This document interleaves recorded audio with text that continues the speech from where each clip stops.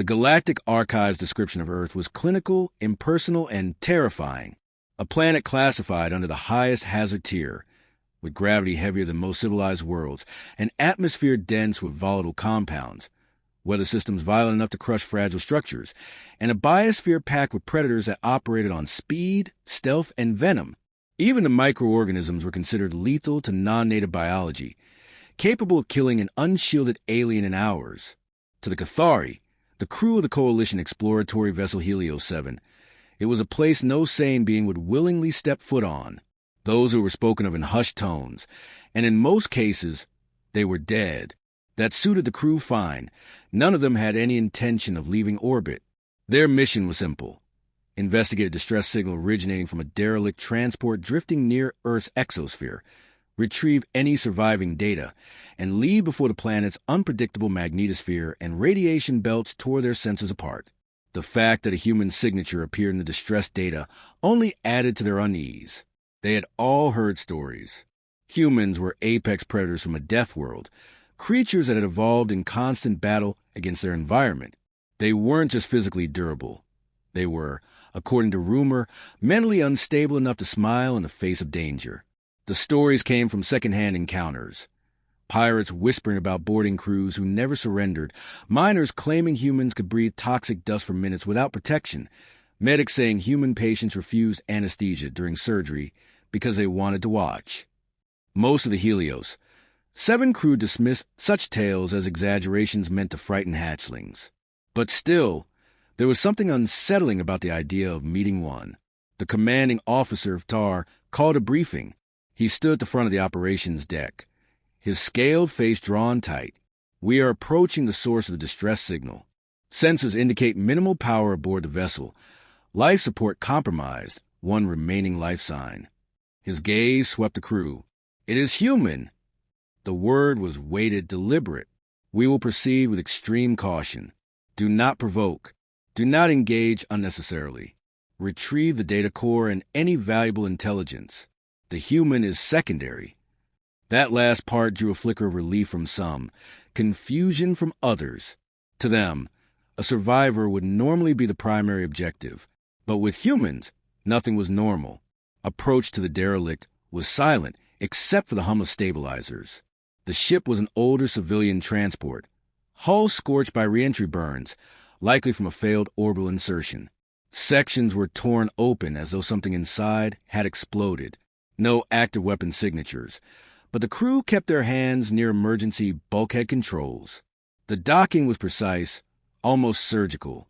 Boarding protocols were initiated: atmospheric analysis, microbial scans, pathogen filters. The medic muttered curses about human biomes being practically weaponized. Only when the airlock confirmed a stable seal did they move in. The interior was dim, emergency lights flickering. The smell hit them first, a strange mix of burnt metal, ozone, and something organic they couldn't place. The corridors were narrow, designed for human proportions. They advanced carefully, weapons drawn but lowered, scanning for movement. The life sign tracker pinged steadily. Whoever this human was, they hadn't moved much in the past hour. That could mean unconsciousness, injury, or, worse, a deliberate ambush. They found the human in what remained of the crew lounge. He was seated against a bulkhead, one leg stretched awkwardly, a makeshift splint fashioned to what looked like broken piping and strips of insulation. His clothing was scorched, his skin marred with cuts and bruises, but his eyes were alert, not afraid, alert like an animal assessing predators. When the Cathari team entered, he didn't reach for a weapon. Instead, he raised a hand in what their translator identified as a greeting. His voice, when it came, was steady. "Took you long enough." The lead security officer, wary, kept his tone neutral. "You are injured." "Yeah," the human replied, glancing at his splinted leg. "Broke it when the deck collapsed. Couldn't reach the medkit, so I improvised." There was no complaint in his voice, just a factual delivery. He studied them openly, his gaze flicking over their gear, posture, and formation. "Coalition, huh? Guess I'm lucky it's you and not scavengers." The medic approached cautiously, scanning him. The device chirped an alarm at bacterial density. The alien flinched. Your microbiome is hazardous. Not to me, the human said with a faint smirk. You'll be fine if you keep your gloves on. It was a casual tone that unsettled them most. He was surrounded by strangers, injured in a wreck, and still talking like he was in control.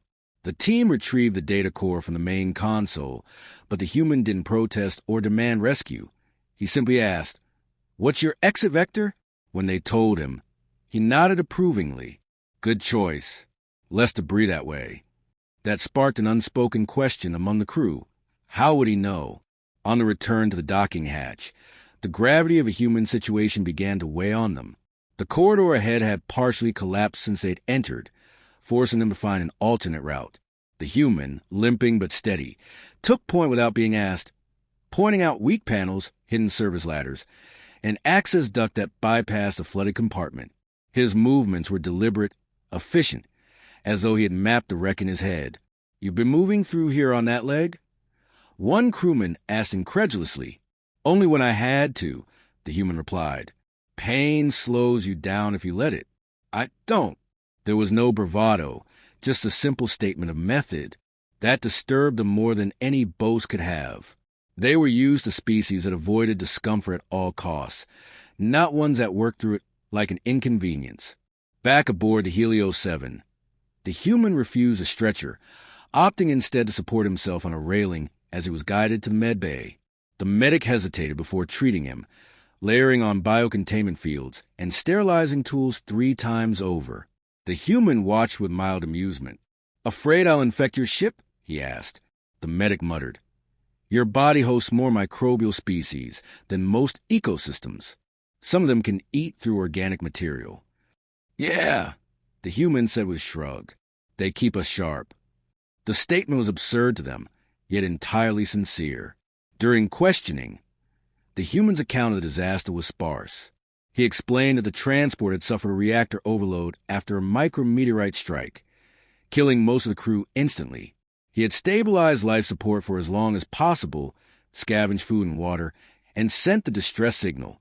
He spoke as though none of it were remarkable. When asked why he'd stayed near the signal beacon instead of trying to escape in a life pod, he replied, "Pod was damaged. Better to stay where rescuers can find you. Running blind just burns energy and resources." Logical, pragmatic, but still alien to those whose instincts would have driven them to flee. The crew found themselves discussing him in private. Some argued he was dangerous, too calm, too adaptable. Others suggested he was simply disciplined. The commander remained cautious, instructing everyone to maintain professional distance. The pirate ships came in fast, their drives overburning to close the gap before the Helios 7 could angle away. Coalition training emphasized avoidance over engagement, but the pirates had already anticipated that. Their formation widened, 2 vessels arcing to cut off escape vectors, while the third accelerated straight for the Helios's bow. The alien crew's hands moved across consoles, calling out status reports in clipped voices. Shields were up, weapons charged, but the pirates had the advantage of momentum and intent. The human, leaning casually against the bulkhead with his injured leg supported on a crate, watched the displays without speaking. His eyes moved over the positions, the speed readouts, the relative angles, and his expression remained disturbingly calm. Only when the first pirate ship launched a spread of tracking drones did he speak. "Those are bait. They want you to waste your fire on the drones, so their main ship can get inside your shield perimeter." The weapons officer glanced back at him, bristling. "And how do you know this?"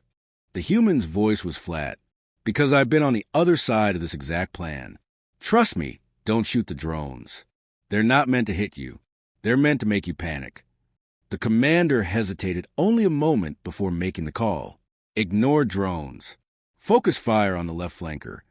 It went against doctrine, but when the weapons locked onto the flanking vessel, its pilot overcorrected, not expecting the maneuver.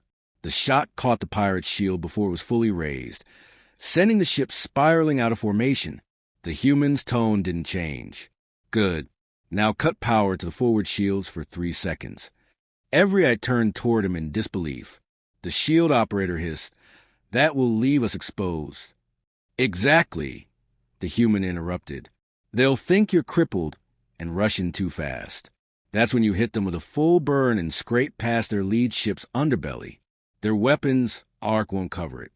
The commander weighed the risks in a heartbeat and gave the order. Power dropped from the bow shields. The pirate leader bit instantly, surging ahead to take advantage, only to have the Helios pivot under their trajectory, engines roaring at max output. The maneuver was so sudden the inertial dampener strained, but it carried the vessel clear of the encirclement and forced the pirates to scatter. The alien crew was breathing hard, hearts pounding. The human was not. "They'll regroup," he said evenly. "You bought maybe 90 seconds." The engineering chief barked that the engines couldn't sustain another max burn without risking a coolant breach. The human's answer was immediate. "Then don't try to outrun them. Make them think you are.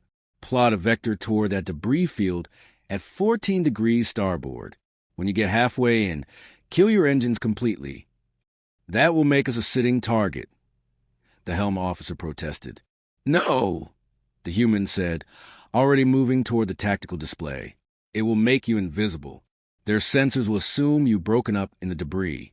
But when they move in to confirm the kill, you'll have the drop on them." The commander gave the order without further hesitation. The Helios plunged toward the field, a jagged scattering of asteroid remnants and derelict hull fragments. Halfway in, the humans signaled, and the engines went cold. The ship drifted, power signatures blending with the background clutter. Minutes stretched. The alien crew shifted uneasily and used such stillness under threat. The pirates took the bait. One vessel crept in, scanners sweeping the wreckage. The human pointed. "There. Wait until they pass your starboard flank.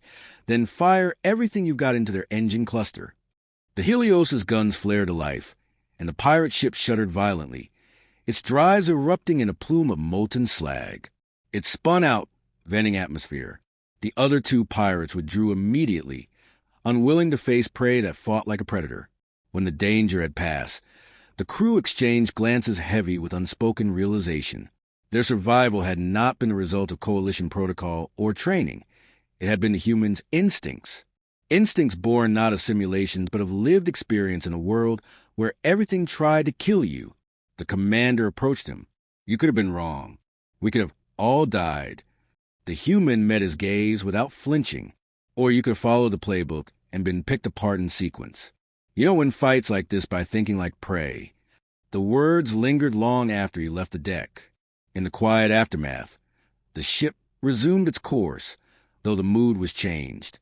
The alien crew's wariness toward him had shifted into something more complicated. Respect, certainly, but tinged an unease that came from realizing how much they had underestimated him. 2 days later, the Helios intercepted a distress relay from a mining outpost on the edge of coalition territory. The signal was fragmented, but the core message was clear. Attack in progress, unknown hostiles, requesting immediate assistance. Protocol dictated they pass the coordinates to a dedicated defense vessel and continue their own mission, but they were the closest ship in range. The commander put to a vote. The crew was divided. Half argued for strict adherence to orders, the other half for intervention. The deciding factor came when the human said, "If they're still alive, you might have a chance. Wait for reinforcements, and you'll be retrieving bodies." The decision was made.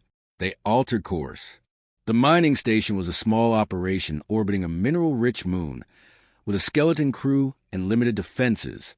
As they approached, sensor readings showed multiple heat signatures consistent with boarding craft. No transponder codes matched known pirate groups. The attackers were disciplined, methodical, cutting through the station's bulkhead section by section. The humans studied the scans. "These aren't pirates. This is a raid for materials, not plunder. They'll strip anything valuable, then vent the crew to cover their trail." The commander asked if he had a suggestion. The human's answer was curt. "Yes, you have to make them think this station isn't worth the trouble." He proposed a plan that made several officers bristle. Flood specific compartments with plasma exhaust from the Helios's engines, giving the appearance of catastrophic reactor failure. The raiders, believing the station would soon explode, would cut their losses and retreat. The risk to the station's crew was significant, but the alternative was annihilation. The maneuver was executed with precision. Billowing clouds of glowing gas vented from the station's midsection, triggering alarms both inside and aboard the raiders' craft.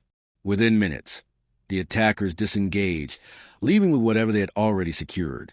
Coalition Marines boarded to assist survivors. Every life saved was a credit to the humans' unorthodox solution. Yet the cost of his image among the crew was complex. Some saw him as a savior. Others saw him as a dangerous influence who bent rules too easily. The human, for his part, seemed unaffected by either view. "I didn't come here to make friends," he said when pressed. "I came here to survive. You just happened to be standing next to me." The Helios had barely cleared the gas giant's shadow when the long-range scanners flared with an energy spike unlike anything in the crew's recorded archives. It wasn't a fleet this time. It was a single ship vast enough to blot out the stars, its silhouette jagged and irregular like a moving asteroid. The hull bristled with weapons arrays, many unfamiliar to Coalition databases. No transponder code, no hail, no identification of any kind. It moved with predatory certainty, locking onto the Helios' position as though it had been tracking them for days. The human was already watching the tactical display before the commander spoke. "That's not a patrol. That's a hunter." The ship's first volley hit before anyone could raise shields to full. The impact sent a tremor through the deck plates, consoles flickering. The engineering chief barked that shields were holding but would not withstand a second strike of that magnitude. Weapon systems spun up automatically, but the human shook his head. "You can't fight them head-on. They'll rip you apart in under a minute." The commander demanded alternatives. The human's voice was steady. "You make them chase you somewhere they can't maneuver, somewhere you can control the fight." His gaze locked on the navigation chart. "There's a gravity well not far from here, a collapsed star remnant inside a debris cloud. They won't follow you in if they think you're desperate enough to try it." The helmsman balked. "The gravitic shear alone could tear us in half." "Only if you don't know what you're doing," the human replied. "I do." They had no better option. The Helios broke hard, engines screaming, diving toward the dense mass of drifting rock and twisted metal. The hunter followed without hesitation, firing in measured bursts that forced him to keep moving. The human stood behind the helmsman, calling out adjustments in microbursts. "Alter course 3 degrees port. Cut thrust for 2 seconds. Rotate 90 degrees on the next drift." Each movement threaded them through gaps in the debris so narrow that the hull clearance measured in meters. The alien crew's knuckles whitened over their controls, hearts hammering with every near collision. The human didn't so much as blink. The hunter's bulk slowed as the debris thickened. The human caught it instantly. "They can't risk their drives in here. That's your opening." He pointed at a cluster of derelict warship carcasses bound together in the gravity eddies. "See that wreck? We're going to use it."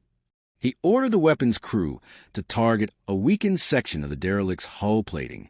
The first shot blasted through, exposing volatile fuel cells that had been dormant for decades. The human's next command was to dump a false energy signature into the breach, making it appear as though the Helios' core had been ejected there. The hunter slowed, scanning. "Now," the human said, "take us into the blind spot under that wrecked spine." The maneuver hid the Helios from direct line of sight, just as the hunter's sensors locked onto the false core. The enemy ship fired a heavy plasma lance, detonating the volatile fuel in a blinding explosion. Shock waves rippled through the debris field. By the time the hunter realized it had been deceived, the Helios was already cutting away in the opposite vector. They thought they were clear, but the hunter adapted faster than anticipated. It resumed pursuit, this time launching autonomous assault drones that could navigate the debris with ease. The humans saw them on the display and said, "They're not here to disable you. They're here to herd you. They want you in the open." The commander asked for options, and the human's eyes narrowed. "Then we stop running." He outlined a plan that sounded suicidal. Lure the drones close, then detonate a shaped charge using one of the ship's own auxiliary fuel tanks, creating a focused shockwave that would destroy the drones without crippling the Helios. The crew stared at him as if he were insane. "On Earth," he explained, "you learn that sometimes the only way to stop the predator is to make it think you're more dangerous than it is." Against every instinct, they followed his lead. The Helios dropped a minimal thrust, letting the drones close the gap, their weapons charging. At the precise moment the human called, the engineering chief vented the auxiliary tank into the narrow space between the ship and the approaching drones, igniting it with a concentrated energy burst. The resulting shockwave tore through the drones, shredding them into molten fragments that drifted harmlessly past the hull. The hunter hesitated for the first time. The humans saw it. They're reassessing. Good. That means they can be manipulated. The crew began to understand the rhythm of his thinking. Draw the enemy in, make them overcommit, hit them where they don't expect it. They saw it again minutes later when the human directed them toward a massive tumbling asteroid. He instructed the helm to sync their rotation with the rock's spin, effectively masking their movement and blending their energy signature with the asteroid's thermal readings. The hunter's scan swept past twice without locking on. For hours, they played the game, move, hide, strike in small bursts, disappear again. The alien crew began to act without hesitation when he gave instructions, trusting his judgment even when it defied logic. They felt the tide shifting, not because they had superior firepower, but because the human understood something fundamental about conflict. It wasn't about who had the bigger weapon, but who controlled the pace and perception of the fight. The final confrontation came when the hunter, frustrated, began collapsing sections of the debris field with gravitic weapons, trying to flush them out. The human's answer was to turn that destruction against them. He ordered the Helios to hide behind a cluster of large metallic fragments until the hunter fired its gravitic lance again. The instant the weapon tore through the debris, the human had the helm accelerate to the collapsing gap, straight toward the hunter's ventral side, its least armored section. The Helios's full weapons array fired in unison, not to destroy the hunter outright, but to punch holes in its maneuvering thrusters. The damage was decisive. The hunter listed, unable to maintain position in the gravity eddies. Slowly, inexorably, it was pulled deeper into the collapsed star's well. The crew watched in stunned silence as the massive ship fought, then failed, disappearing into the crushing gravity from which nothing escaped. The Helios limped clear of the debris field, systems battered but functional. For long minutes, no one spoke. Finally, the commander turned to the human. "If you hadn't been here..." The human cut him off. "If I hadn't been here, you'd have followed your training, and you'd be dead. You can't train for this. You either learn it by living through it, or you don't learn it at all." It was not arrogance. It was truth, spoken without the need for recognition. The crew understood now what X truly meant. It wasn't just physical toughness or cunning or the ability to improvise. It was the mindset of a species forged in relentless adversity, a refusal to surrender to fear or uncertainty, and an instinct to turn disadvantage into opportunity.